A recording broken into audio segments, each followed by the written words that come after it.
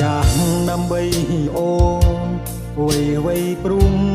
តែស្ងួនតែនឹមនួនអូនបែមិនយកចិត្តហើយឆ្លើយថាឈុំស្នេហ៍ហើយអោបងអើយឈប់នឹងគិតរឿងអតីត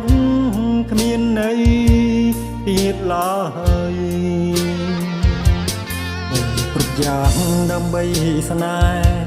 ហើយរៀនសើនអាណិតបងតែងគិតពីអនាគតស្រីអូនមិនយល់ដឹងចិនបងបើចិនថាមើងងាយថ្លៃហើយទៅវ័យពីស្អីអូនមិនយ៉ាងនេះអូព្រះអើយសូមជួយផងឲ្យយល់ពីបំណងខ្ញុំថាស្មោះលើមីមុំគ្មានគិនកា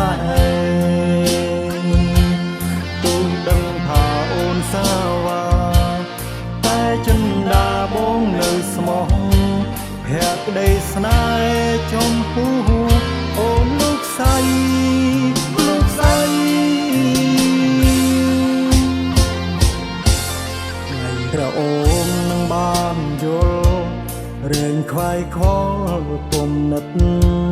រឿងអតីតធ្វើឲ្យអូនឈឺចាប់បេះដូងបងរំចាំអូនសួនត្រឡប់វិលវិញយើងនឹងសាងស្នេហាជាថ្មី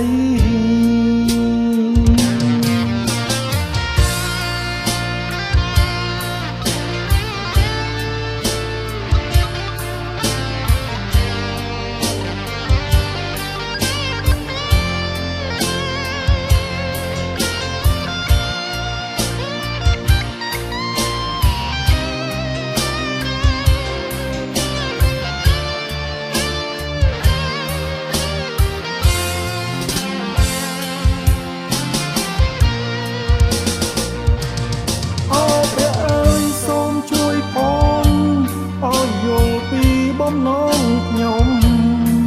ថាស្មោះលើមីមុំគ្មានគិនកាទូលដឹងថាអូនសាវាតែចិនដាបងនៅស្មោះភក្តីស្នេហ៍ចំពោះអូនលោកស្រី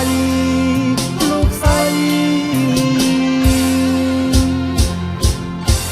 ថ្ងៃក្រអូននឹងបានយល់រែងខ្វាយខ្វល់គំនិតរឿងអតីតធ្វើឲ្យអូនឈឺចាប់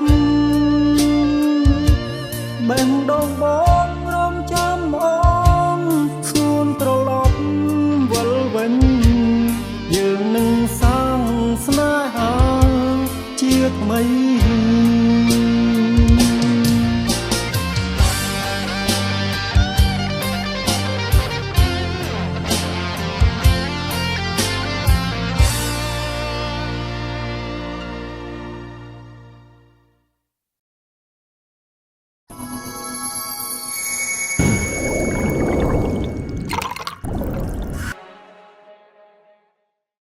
ពិសាដោយការទទួលខុសត្រូវ